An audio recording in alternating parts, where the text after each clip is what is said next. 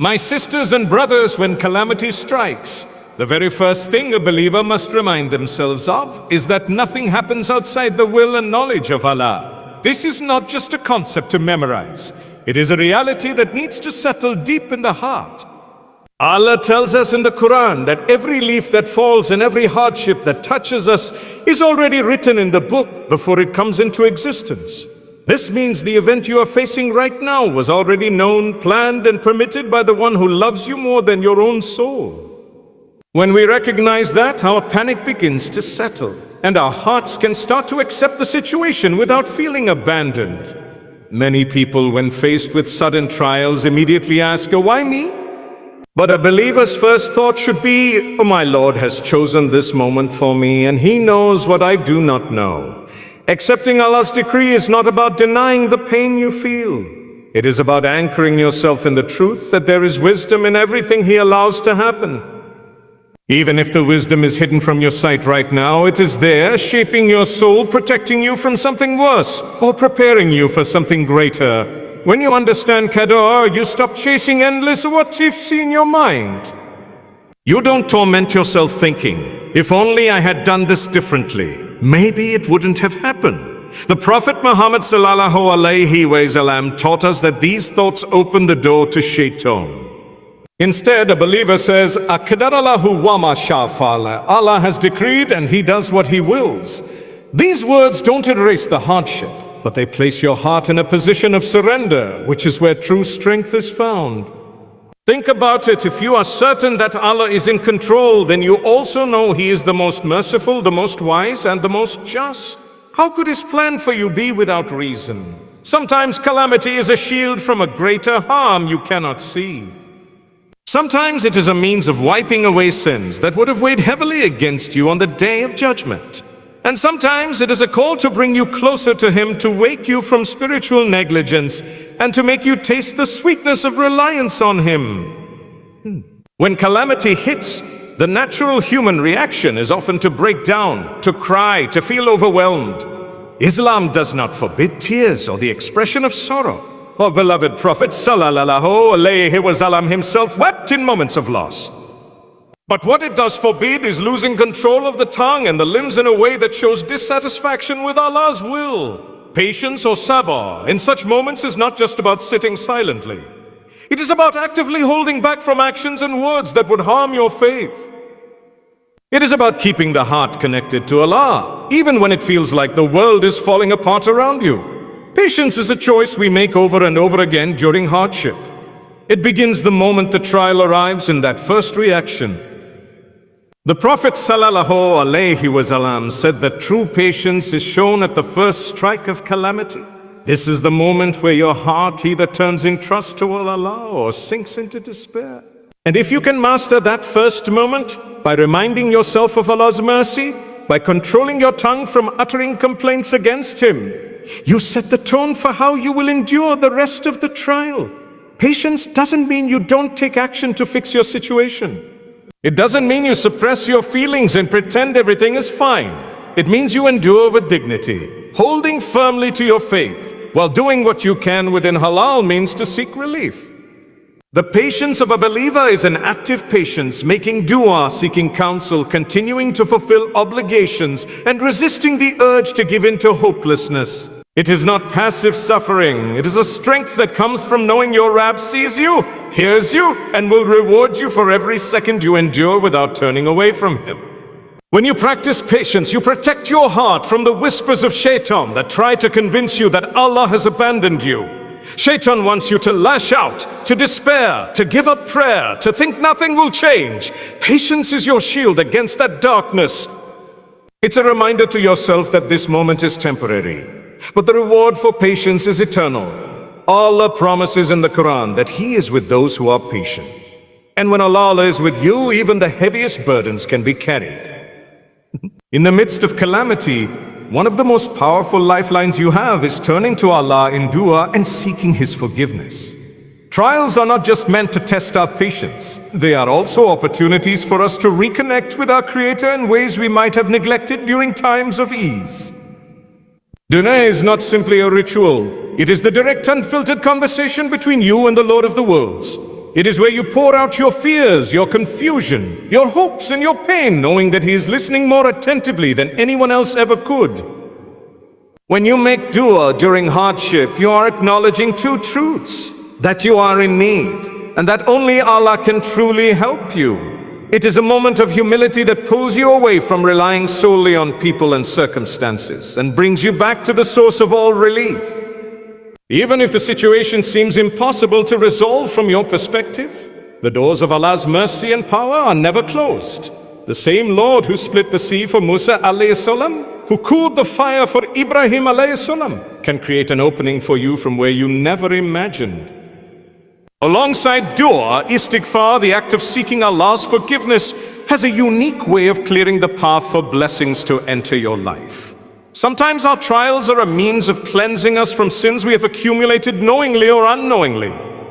The Qur'an tells us that seeking forgiveness can bring relief, provision, and even unexpected ease.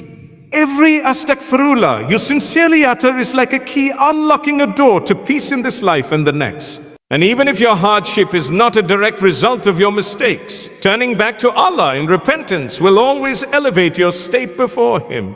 Making dua and istighfar should not be limited to formal moments in prayer. In calamity, let your heart become a constant whisper of supplication. While walking, sitting, lying in bed, or even through your tears, call on Him by His beautiful names. Ask for strength to endure, wisdom to see the lessons, and relief to arrive in the best form and time. And when you seek forgiveness, do it with a heart that is genuinely turning away from sin and toward obedience. When calamity strikes, the heart often feels restless and the mind is filled with questions. In such moments, one of the most healing remedies is to turn to the Qur'an and Salah. These are not just acts of worship, they are lifelines that anchor you when everything else seems to be shaking. The Qur'an is the speech of Allah revealed to guide, comfort, and strengthen the believer. When you read it in times of hardship, the words seem to speak directly to your situation, reminding you that you are not the first to face trials and that those who stayed steadfast were always rewarded in the end. The Qur'an is filled with stories of prophets and righteous people who endured great tests far heavier than what most of us will ever experience. Yet every one of them turned to Allah in their moments of despair. These stories are not there for entertainment. They are there to remind you that patience, faith, and trust in Allah lead to victory, even if the road is long. Sometimes a single verse can bring more comfort than 1,000 conversations with people. It's the kind of comfort that touches the soul, because it comes from the one who created the soul. Alongside the Qur'an, Salah is your direct connection to Allah. It's more than just physical movements. It is the moment you stand before the King of Kings, laying down your burdens at His feet. In hardship, prayer becomes not only an obligation but a refuge. Prophet Muhammad sallallahu alaihi wasallam used to rush to prayer whenever he was distressed because he knew that in Salah the heart finds its peace. Each prostration is a reminder that no matter how heavy your trial feels, you are closest to Allah when you are on the ground in sujood. Prayer is where you can cry without fear of judgment, where you can speak without the need to hide your feelings, and where you can find a strength that comes from beyond yourself. The very act of bowing and prostrating is a physical declaration that you are surrendering your worries to the one who is fully in control. In the middle of hardship, it is easy to focus only on the pain, the loss, and the confusion. But one of the most powerful shifts you can make is to train your heart to look for the hidden blessings within the trial. Allah tells us in the Qur'an, it may be that you dislike something while it is good for you, and it may be that you love something while it is bad for you. Allah knows and you do not know. This verse is not just a statement. It is an invitation to see beyond the surface of your difficulty and trust that there is goodness wrapped even in the events that hurt the most. Sometimes the blessing in a calamity is that it wakes you up from a spiritual sleep. It makes you turn back to Allah with sincerity, in a way you might not have done in times of comfort. Strips away illusions of self-sufficiency and reminds you that everything you have is from Him and everything can be taken away in a moment. That awareness, though painful, is a mercy because it realigns your heart to what truly matters. Other times, the blessing comes in the form of purification. Hardships can erase sins in a way that no other act could. Every tear you shed, every restless night, every moment you endure without complaint becomes a means of lightening your record on the day of judgment. The Prophet Muhammad sallallahu alaihi wasallam said that no fatigue, illness, worry, grief, or even the prick of a thorn afflicts a believer except that Allah expiates some of his sins because of it. That means even the smallest inconvenience you face in a trial is not wasted. It is recorded as a form of cleansing and mercy. Hidden blessings can also appear in the way a calamity protects you from something worse. You may have been heading down a path that would harm you in ways you could not see, and Allah in His wisdom placed a hardship in your life to redirect you. From your perspective, it feels like a loss, but from His perspective, it is a rescue. Many people looking back years later realize that what once felt like the worst moment of their lives was actually the turning point towards something far better. One of the most beautiful ways to respond to a calamity is by shifting the focus away from yourself and extending a hand to help others. When you are in pain, it is natural to want to withdraw, to turn inward and to dwell on your own struggle.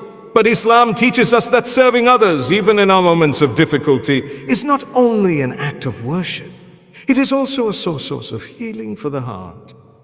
Helping someone in need, comforting someone in distress, or simply being there for a person who feels alone can lift a weight from your own soul in ways you might not expect.